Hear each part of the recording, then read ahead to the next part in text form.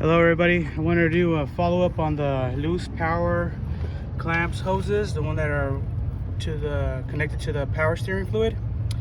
It's been already a few months already since I actually replaced the clamps. As you can see, I replaced both of them, and as you can see, it's today's date.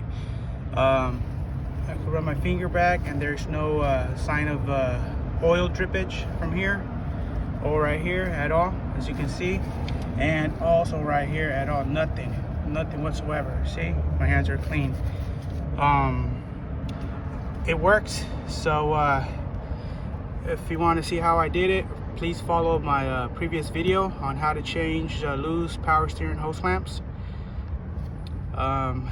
So like I said, it works.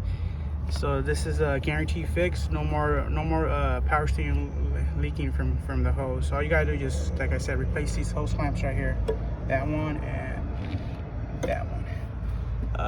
Please like, share, comment, and subscribe. You don't have to, but it will really help me out. Have a nice morning, and God bless you. Peace.